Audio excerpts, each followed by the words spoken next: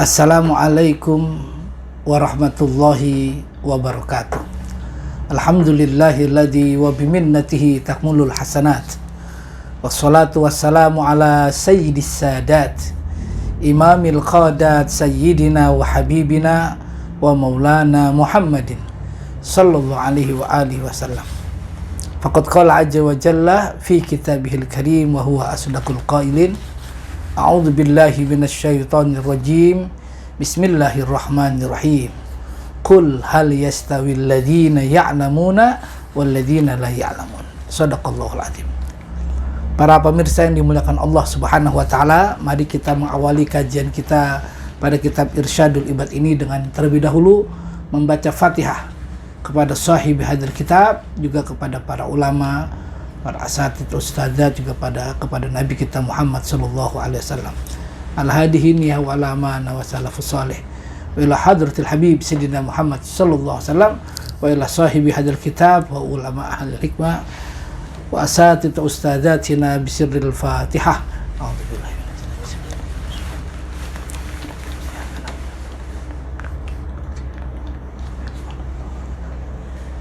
Alhamdulillah, kita bersyukur pada kesempatan yang sangat berbahagia ini kita masih ditakdirkan oleh Allah untuk ada di dalam naungan ridho Allah Subhanahu wa taala untuk mengkaji beberapa ayat dan hadis Nabi kita Muhammad sallallahu alaihi wasallam. Pada kesempatan yang berbahagia ini Al-Fakir akan menyampaikan bab tentang shadaqatut tatawwu', sedekah-sedekah yang diharapkan, dianjurkan, sedekah-sedekah sunnah. Kita bisa lihat di halaman 37 kitab Irsyadul Ibad. Bismillahirrahmanirrahim. Faslun fi shadaqati tatawwu'. Bermula ini pasal menerangkan tentang sedekah sunnah. Akhraja, telah mengeluarkan hadis siapa? Tabrani, Imam Tabrani, an Anas, dari Anas bin Malik. Qala, berkata siapa Anas, qala Rasulullah sallallahu alaihi wa alihi wasallam, telah bersabda siapa Nabi Muhammad sallallahu alaihi wasallam, tasaddaqu, bersedekahlah kalian, fa inna shadaqata, karena sesungguhnya sedekah, fakakakum minan nar, sebagai penebus kalian dari api neraka. Au kama qala Nabi sallallahu alaihi wasallam. Di dalam hadis ini Rasulullah sallallahu alaihi wasallam menganjurkan kepada kita, ayo sedekah. Sungguh sedekah itu akan menjadi penebus kita dari api neraka. Khilaf dan dosa manusia itu adalah merupakan yang tidak bisa dihindari, siapapun orangnya. Tetapi ketika orang itu menyadari, lalu kemudian dia taubat, lalu dia sedekah apalagi, maka insya Allah sedekah itu akan menebus dia dari dosa dan maksiatnya itu. Maka kata Nabi, fakakakum minan nar, sungguh ini menjadi penebus kalian dari api neraka. Wasyekhani, dan hadis riwayat Imam Bukhari Muslim, an Adi bin Hatim, dari sahabat Adi bin Hatim, ittaqullah, bertakwalah kalian kepada Allah, walau bisikki tamratin, walaupun hanya dengan sebiji korma atau sebelah biji korma. Fa illam tajidu, maka apabila kalian tidak mendapatinya, fa bi kalimatin thayyibatin, maka dengan kalimat-kalimat yang baik. Artinya menggapai takwa kepada Allah. Kalau memang nggak punya banget, ada orang membutuhkan biji korma apa sih artinya, tapi ketika ada orang butuh, ayo kita kasih dia. Ya, ternyata sebiji korma itu bisa bikin ridhonya Allah. Kalau nggak bisa juga, pabi kalimatin thayyibatin, itu ngomongnya yang baik. Dalam artian ngomong baik, kita tidak dengan menyakiti orang, tidak dengan menyinggung, ternyata menjadi sedekah.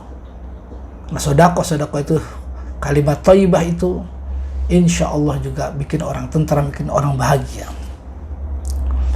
Kemudian dari riwayat Qudai an Abi Hurairah, as-sadaqah, bermula sedekah itu tamna'u, akan mencegah maitatus su', mati yang jelek. Nah, sodakoh yang kita keluarkan itu akan menghindari mati yang kurang bagus. Berarti dengan sodakoh kita akan sampai kepada derajat husnul khotimah. Nah, ini yang luar biasa ini. Makanya ada beberapa ulama mengajarkan kepada kita, ayo sodakoh, terutama sodakoh subuh, ya, berapapun yang kita miliki. Bahkan dalam segala urusan demi urusan kita, setelah kita juga berdoa, bermunajat dari sebuah urusan, jembatani urusan itu dengan sodakoh. Kita mau pergi kemana takut, sodakoh awalin. Mau kemana nih? Mau ke Bandung. Wah, suasananya lagi nggak bagus, takut hujan, takut badai. Sebelum pergi, titip duit di masjid, titip duit di anak yatim, titip duit, syukur ada orang yang minta, jangan ditolak, ya. Karena ternyata sodakoh itu tamna akan mencegah kita maitatesu, seandainya meninggal, insya Allah meninggalnya bukan meninggal yang jelek. Karena apa? Karena sodakoh itu. Baik, wa Tabrani, dan riwayat Imam Tabrani an Uqbah bin Amir, dari Uqbah bin Amir, anna sodakota, sesungguhnya sodakoh, la tudfi'u, sungguh akan memadamkan, an ahliha, dari orang yang bersodakoh tadi, harul kubur, akan panasnya kuburan. Wa innama, dan sesungguhnya, yustadillu, akan dinaungi siapa al-mu'minu, orang beriman, yaumal qiyamati, pada hari kiamat, fi dhilli sodakotihi, pada naungan sodakohnya. Nah, jadi dalam hadis berikut Imam Abu Hurairah mengatakan, dan dalam hal ini Imam Tabrani, sodakoh itu la tudfi'u ahli harul kubur. Orang yang sodakoh itu akan mampu seandainya dia masuk kubur. Kubur itu bisa menjadi raudhatun min riyadil jannah, taman-taman surga, au hufratan min hufratin niron, atau dia menjadi parit-parit neraka. Panas dia, mengerikan dia, susah dia.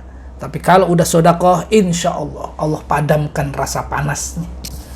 Itulah sebabnya maka kita ahlul jamaah, nahdiyah, ahlul jamaah, ahli sunnah wal jamaah Indonesia, meyakini bahwa sodakoh orang yang sudah meninggal dunia kita sodakohi dengan tahlilan, dengan dzikir. Makanya niatnya sodakoh itu untuk siapa? Untuk ahli kubur. Kita undang teman, saudara kita, tetangga kita, mohon ridhonya, mohon ikhlasnya. Hari ini, hari pertama atau malam pertama keluarga saya, Fulan bin Fulan meninggal dunia, mohon ridho, mohon ikhlasnya, dibacakan yasin, doa dan tahlil. Dan itu kalimat thayyibah kenanya. Kalimat thayyibah itu tidak bermakna kalimat yang memang menyejukkan saja, tidak, tapi zikir, sholawat itu kalimat thayyibah. Karena dalam sebuah keterangan, daraballahu masalan kalimatan thayyibah, nah gitu kan. Allah telah memberikan perumpamaan kalimat thayyibah itu kasajaratin thayyibah, persis kayak pohon yang bagus. Apa kalimat thayyibah itu? Yaitu kalimat yang mengandung makna zikir, la ilaha illallah, astagfirullahaladzim. Itu kalimat thayyibah semua. Nah, orang yang di kuburan perlu bantuan kita dengan sodakoh itu. Maka kita sebagai ahli kubur kita bilang, keluarga dalam si mayit ini bilang, tolong ridho ikhlasnya ya, agar saudara saya, orang tua saya ini diampunkan, dimaafkan salah khilafnya.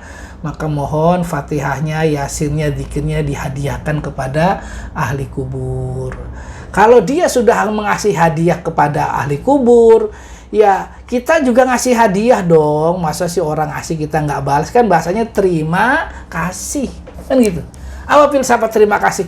Kita terima pemberian orang, dari doakah itu, dari apalagi sedekah lainnya, kasih lagi. Apa yang kita bisa berikan ketika orang bisa memberi kita? Nah, kita bersyukur, nggak perlu mewah-mewah kok menjamu orang tahlil itu. Apalagi kitanya memang pas-pasan ya. Cukup dengan mungkin segelas aqua atau segelas air ya, dengan makanan sederhana. Tapi kalau kita punya duit, saudara-saudaranya, anaknya punya duit, ya sudah, gedein sodakonya, tapi niatin. Pasang niat yang benar dalam hati. Ya Allah, aku undang teman dan saudara saya ini ke rumah saya untuk mendoakan orang tua, kakak, adik, atau ibu saya, biar dia dosanya diampuni, dan saya juga harus berikan sodako kepada mereka. Dia sodako doa, kita sodako materi. Ya, jadi jangan dihilangkan sebuah tradisi baik, apalagi mengandung makna tasodaku, saling sodako. Nah, kata Nabi, sungguh sodako itu latut fi'u ahliha harul kubur, memadamkan panasnya dari ahli kubur. Ya, kubur yang membakar, kubur yang mencekam, adanya sodako jadi adem, jadi tentram, luar biasa. Bahkan nanti di yaumul qiyamah kita dilindungi dengan banyaknya sodako kita. Mohon maaf, bicara ahli kubur ini, mungkin ada suatu saat saya pernah datang ke satu majelis, ditanya, Ustadz, mohon maaf, dia bilang, bukankah orang meninggal itu udah nggak bisa ngapa-ngapain? Kan ayat hadisnya jelas, ya. Semua amal orang sekulu bani Adam, ida mata manusia ketika meninggal, in qata amalu, putus amalnya, illa min salasin, kecuali 3. Apa sodako jariyah? Ilmu yang bermanfaat, anak yang soleh, kan gitu. Ya ini saya bilang, iya benar, kami juga meyakini hadis itu, gitu kan. Sodako jariyah, dia udah nggak bisa sodako, Ustaz. Iya benar. Terus ilmu yang bermanfaat, dia nggak punya ilmu, dia udah nggak, istilahnya udah nggak bisa ngajar lagi, gitu. Betul. Lalu anak yang soleh, ya anak soleh kan kudu anak yang doa. Oh gitu, gitu ya. Saya bilang, saya setuju dengan ucapan Anda, saya bilang. Tapi mohon maaf, saya dalam hal ini hadir ke sini, undangan siapa kira-kira? Ya undangan anaknya. Ini anak baik apa jelek? Dia nyadar kalau dirinya nggak bisa doa. Terus ngundang saya, ngundang teman jamaah, minta ridho ikhlas saya suruh mendoakan orang tuanya supaya diampuni dosanya. Ini anak soleh apa nggak kira-kira? Saya hanya jawab begitu aja tuh. Soleh ya kira-kira? Ya soleh. Nah udah, berarti kan sesungguhnya doa anaknya juga. Cuman karena anaknya nggak bisa doa sendiri, dia doa, ngajak teman Ustadz Kiai, tolong dong datang ke rumah saya Ustadz, Pak Kiai. Ustadz Kiainya dosa apa sodako doa. Nah si anaknya karena soleh punya duit, dia sodako juga sama Ustadznya. Dengan apa? Dengan makanan, dengan transportasi. Alhamdulillah. Jadi jangan dihalangi. Oh anak mau berbuat baik, nggak diterima selain anaknya. Loh masalahnya yang berhak menerima doa atau tidak itu apa Anda? Kan bukan Gusti Allah. Ini anak baik loh. Waladun soleh, anak soleh ya begitu. Perkara dia doa atau tidak itu teknis ya akhi.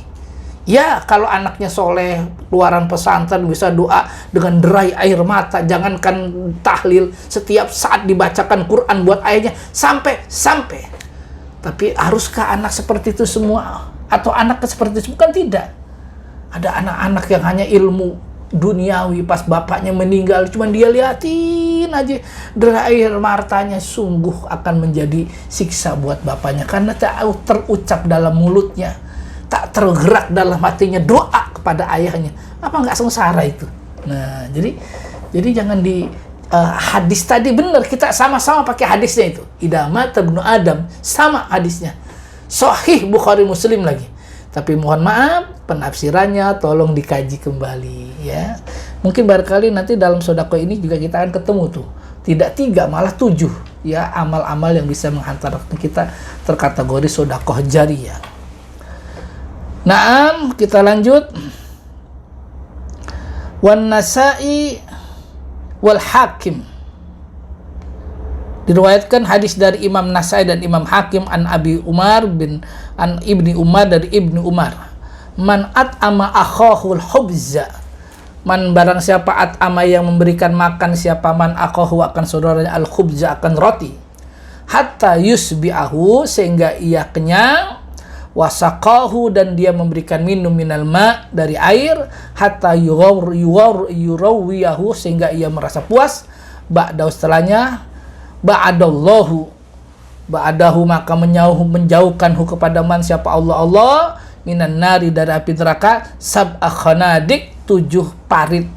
Kullu khandakin bermula tiap-tiap parit itu sab'umi'ati amin selama 700 tahun.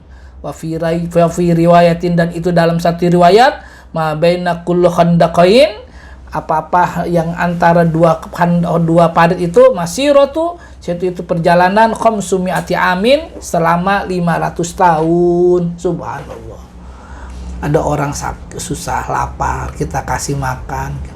Yang haus kita kasih minum. Nih, sekarang nih ya akhirnya ya.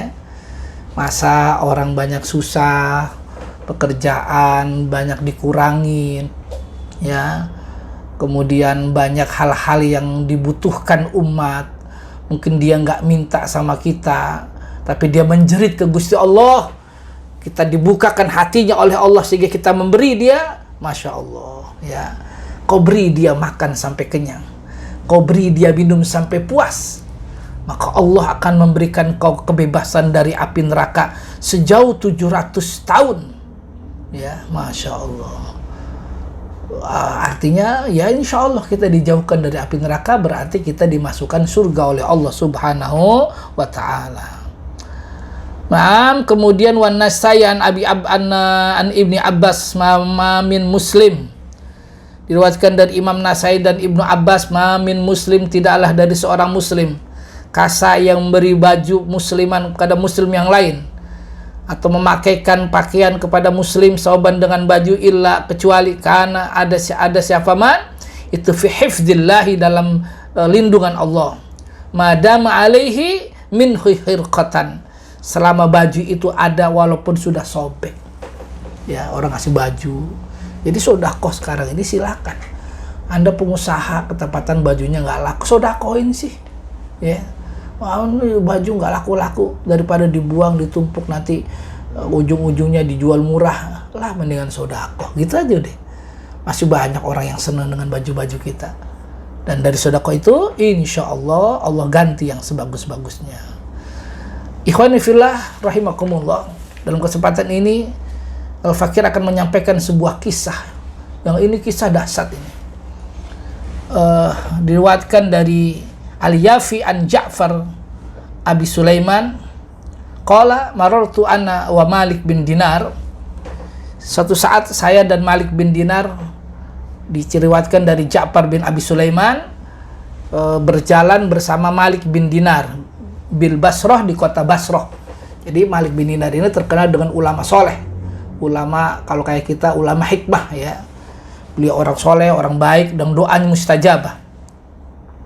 Fabainama nahnu naduru fiha mararna biqasrin yu'malu wa idza syabun jalisun ma ra'aitu ahsana wajh. Tiba-tiba beliau Syekh Malik bin Dinar dengan Syekh Ja'far ini lagi jalan melewati satu tempat di mana tempat itu ada bangunan besar sedang dibangun. Nah, di tengah bangunan itu ada seorang pemuda yang wajahnya tampan ya, sedang ngeliatin ya bangunan ini. Dia nyuruh pekerjanya, orang ini begini gitu ya. Apa yang terjadi? Faqala li Malik ana amma tara ila hadzal syabab wa husna wajhi. Kata Anas bin Malik, Malik bin Dinar mengatakan, kamu tahu nggak bagaimana tentang pendapat laki-laki ini yang luar biasa ini dan dengan bangunan ini? Ya, saya nggak tahu. Apa kata Syekh Malik? Ana ma ahwajni ila an as'ala rabbi ayyakhlisahu fala'allahu yaj'alhu min sababi ahli jannah. Saya akan mohon sama Allah Subhanahu wa Ta'ala, mudah-mudahan dia jadi pemuda ahli surga. Itu doanya Syekh Malik bin Dinar. Apa yang terjadi? Ya Ja'far udkhul bina. Akhirnya Syekh Malik bin Dinar ngajak sama Ja'far, ayo Ja'far kita temuin tuh pemuda ini. Sekali lagi si pemuda ini ingin didoakan oleh Syekh Malik bin Dinar agar menjadi pemuda ahli surga. Ya. Apa yang terjadi? Kemudian masuklah Syekh Malik bin Dinar bersama si Ja'far tadi, membaca salam dan lain-lainnya. Kemudian dia mengatakan, pemuda tadi langsung ketika ngelihat Syekh Malik dia langsung berdiri gitu kan. Abi katakan, "Ma hajatuka?" "Wahai Syekh, mohon maaf, ada apa ya kok jenengan bisa hadir ke tempat saya?" Kalau bahasa kita gitu ya. Qala kam nawaita an tunfiqu ala hadil qasr. Wahai pemuda yang soleh, kamu mau bangun bangunan ini berapa duit menghabiskan dana ini? Qala bi'atu alfi dirhamin. Kata pemuda tadi, "Ya Syekh, saya akan membangun bangunan ini, insya Allah kurang lebih menghabiskan dana 100.000 dirham." Dirham itu termasuk kategori uang emas ya, 100.000 dirham. Wes pokoknya miliaran lah gitu ya. Bayangkan ya kalau itu dikuskan dalam uang yang sekarang, besar lah gitu. Akhirnya apa? Qala ala tu'tini hadzal mal, mau nggak ente duit ente ini yang mau buat bangunan ini kasih saya, gitu ya. Akhirnya saya ingin uang itu dikasih ke saya akan berikan kepada fakir miskin. Tapi ingat, saya akan jamin Anda masuk dan diganti oleh Allah bangunan yang jauh lebih hebat. Ya, nanti Allah yang bangun.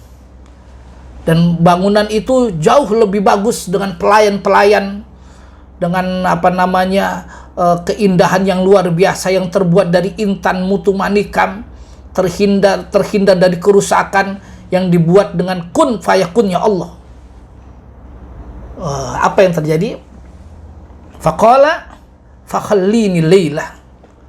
Jadi Syekh Malik bin Dinar bilang, anakku pemuda, itu duit buat saya mau bagi-bagi nih sama fakir miskin. Sekitar kita banyak orang susah. Tapi demi Allah, saya jamin Anda akan diganti memiliki bangunan yang jauh lebih indah, di mana ada kubah yang indah terbuat dari intan permata, pelayan-pelayan yang indah, bidadari-bidadari yang luar biasa. Masya Allah. Apa yang terjadi akhirnya? Syekh Malik bin Dinar itu ngomong begitu, kata pemuda, "Iya Kiai, tunggu besok Kiai datang lagi ke sini ya." Siap. Besoknya datang tuh Kiai. Pagi-pagi, di malam harinya Syekh Malik bin Dinar itu menulis sebuah kitab, sebuah tulisan, ya. Nulis sebuah tulisan. Setelah pagi-pagi ketemu, tulisan itu ternyata diberikan kepada pemuda tadi. Apa tulisan itu? Ternyata tulisan itu adalah Bismillahirrahmanirrahim. Hada ma domana Malik bin Dinar di fulan bin fulan, inni domantu laka 'alallahi qasran badalan qasrika bi sifati kama wasabtu wa ziyada 'alallahi wastaraitu laka bihadzal mal. Kata Syekh Malik bin Dinar, ini tulisan kamu pegang. Saya jamin Anda dapat ganti dari Allah yang jauh lebih bagus. Ya, Masya Allah. Tuh duit miliaran bahasa kasarnya, cuman diganti dengan uang kertas selembar, tulisannya aku jamin engkau masuk surga. Singkat katanya begitulah. Itu si pemuda tadi begitu yakinnya ya akhi. Apa yang terjadi? Duit yang diterima oleh Syekh Malik bin Dinar itu langsung dia bagi-bagi kepada kaum muslimin. Memang saat itu banyak orang susah. Si pemuda tadi hanya megang secari kertas tadi. Dilalainya Syekh Malik bin Dinar itu lupa sama beliau. Selama 40 hari nggak pernah ketemu lagi. Pas malam ke-40 hari, Syekh Malik bin Dinar lagi sholat, lagi munajat di malam hari. Menjelang subuh tiba-tiba turun surat dari mihrabnya. Tulisan mihrab suratnya itu tulisan yang beliau kasih kepada si pemuda tadi. Yang 40 hari yang lalu. Dia ingat loh, ini kan tulisan yang saya kasih sama pemuda tadi. Kok ada di saya ya? Baru ingat dia, oh iya kalau gitu saya akan mengunjungi beliau. Dikunjungilah si pemuda tadi. Dilalainya sampai di rumah pemuda tadi, dengar kabar, mana Fulan bin Fulan, pemuda yang soleh, yang ganteng yang itu. Maaf Kiai, dia udah meninggal dunia. Subhanallah, meninggal? Iya. Syekh Malik bin Dinar masih nggak percaya kok meninggal ya. Akhirnya coba temukan saya dengan orang yang memandikan dia. Ada orang yang memandikan, dipanggil. Ya istilahnya kalau kayak kita nih mudin lah ya. Ada yang memandikan ini jenazah orang soleh. Betul Kiai, gimana? Apa yang Anda dapati? Begini Kiai, ini orang soleh luar biasa, mau meninggal, tahu kalau besok mau meninggal, itu hari ini dia nemuin saya. Dia bilang, nanti kalau saya meninggal saya tolong dikapani, diurus, tapi nanti di tengah-tengah kapan saya tolong masukin tulisan ini. Kata Syekh Malik, tulisnya kayak begini. Loh bener nih tulisannya. Maaf Kiai, ini tulisan sudah saya masukin ke kuburan. Kok tahu ada di tangan Kiai? Sama tulisannya. Oh gitu kan. Karena luar biasa itu. Apa yang terjadi akhifillah, inilah yang disebut dengan sifatnya orang ulama soleh, dengan orang yang berani sodakoh, nggak pikir-pikir lagi. Bayangin tuh ya. Sodakoh nggak mikir lagi. Triliunan bahkan diberikan begitu saja karena dia mengharap ganti yang jauh lebih dari Allah Subhanahu wa taala. Apa yang terjadi? Akhirnya orang-orang yang di sekitarnya ini mengatakan, Masya Allah, ada pemuda saat yang bersamaan, ada pemuda kaya raya juga dibilang, Syekh Malik, tolong saya didoakan. Seperti orang ini dijamin dengan surga. Lebih daripada uang yang diberikan oleh pemuda ini akan saya berikan hari ini. Kata Syekh Malik, oh, nggak bisa, hayhata kana makana wafata mafata wallahu yahkumu ma yurid. Saya melakukan itu bukan maunya saya, maunya Gusti Allah. Tuh, itulah ulama hikmah tuh ya. Bicara, berbuat bukan maunya tapi atas Allah, atas izin Allah. Kata Allah, coba minta tuh duit sama dia. Dikerentek hatinya, diucapkan, dilalanya percaya tuh orang. Sudah yakin nih pemuda masuk surga karena udah jaminannya sama. Ada pemuda lain, Kiai tolong doain saya masuk surga. Nih duit saya jadi buat Kiai, tolong saya dijamin masuk surga. Nggak bisa tong, itu udah kehendaknya Allah Subhanallah. Masuk surga dengan harta. Itulah disebut dengan harta dibawa ke mati.